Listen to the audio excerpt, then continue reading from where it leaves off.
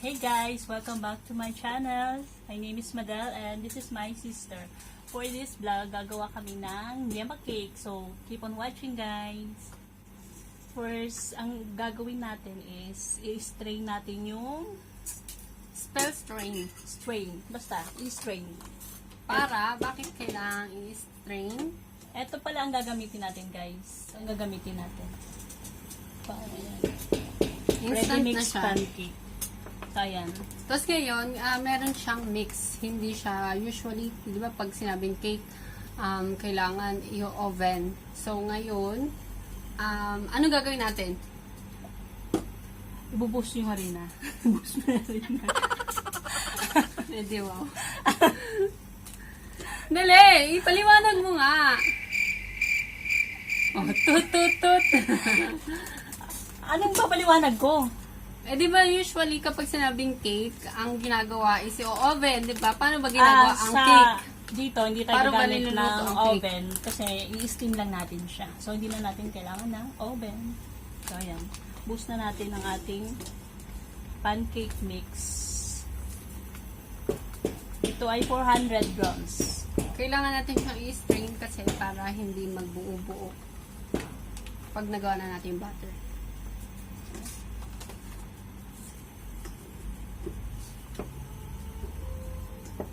Huwag niyo isipin na messy yan. Ang Sinadya ko galing, yan. walang natapon. Wala talaga natapon. Sinadya ko yun kasi yun yung parang climax. Ang size nito, Sinabi ko na 400 grams. tinatanong ko lang, hindi pa rin magtanong. Sorry. Ganda ko. Sa pag-i-strain, ganito lang gawin natin. Hindi natin siya pwedeng i-push ng kutsara or kahit anong tools kasi para normal siyang bumaba. Gusto ko siyang ipo.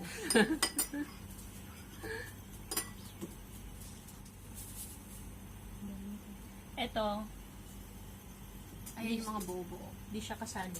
Ako natin siya.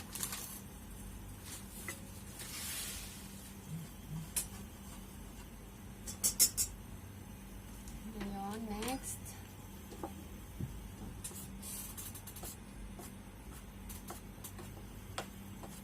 Next, lalagyan natin siya ng egg.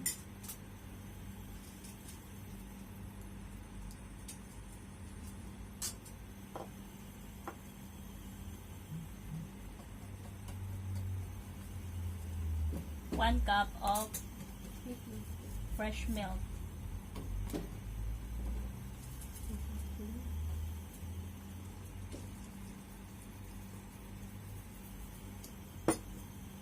Mix lang natin siya ng mabuti.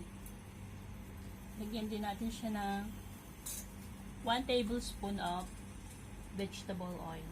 Or kahit anong mantika. Arty lang, vegetable Basta oil. huwag lang yung guttered oil. Ayan. Huwag din ng petroleum oil. Ano ka ba?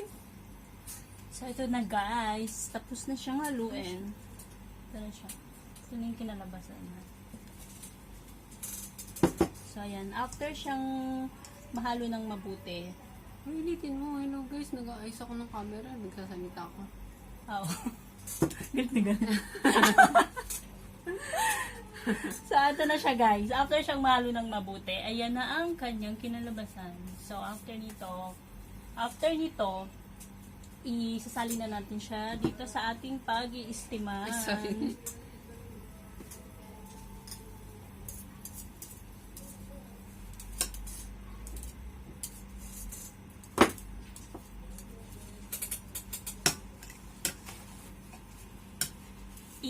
I-ready ko na yung pag-i-steaman. Dito natin siya ilalagay. Pwede kayong gumamit ng kahit na ano. Pwede yung parang plastic container, ganyan. Or pwede rin ganito. Basta anything na pwede siyang gamitin sa pag-i-steam. Pwede nyo gamitin. Pwede ba yung sa sauna? Di ba nag-i-steam din doon?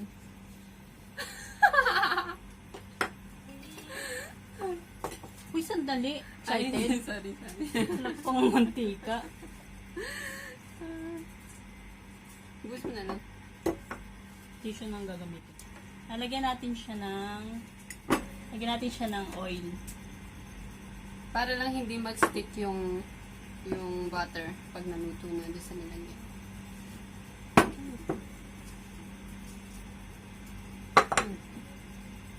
Scattered lang natin. Kailangan lang scattered. Okay na. Gamitan natin ang maiwagang technique. Wala kasi kaming brush.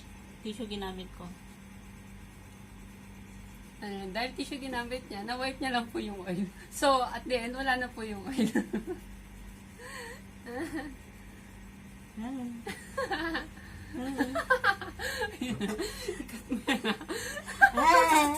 Ikaw itakat yan. Uy, ano ka? Boost mo na. Teka lang. Buboost na natin siya dito. Yan.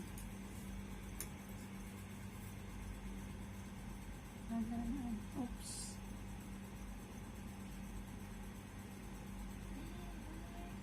Sakto na. Natin.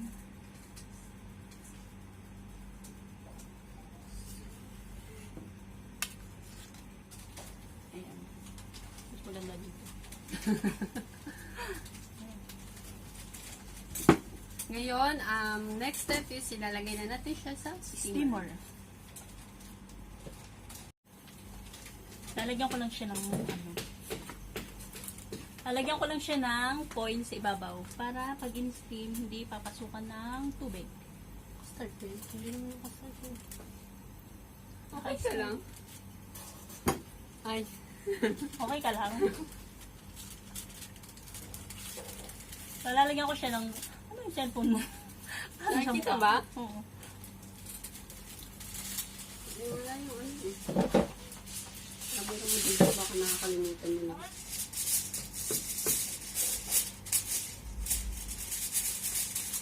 Ang galing lang maggupit. Hindi pala pwede ito ng diretso.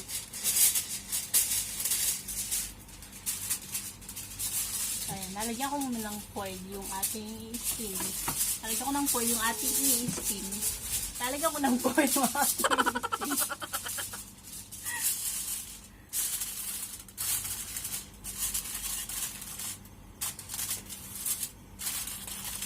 A few moments later.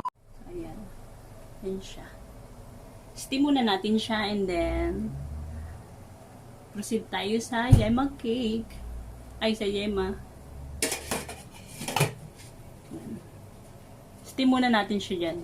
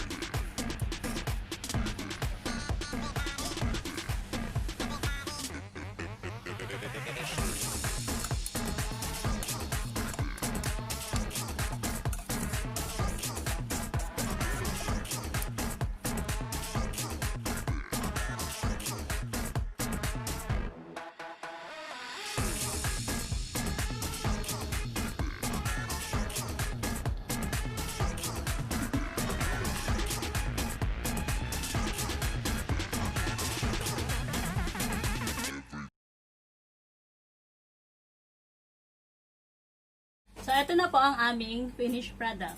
Ang aming Yema cake. Ayan po. So, sana nagustuhan niyo po ang aming videos and thank you for watching. And sa mga hindi pa po nakasubscribe, huwag niyo po kakalimutang mag-subscribe and pakihit na rin po yung notification bell para updated po kayo sa mga susunod ko pang videos.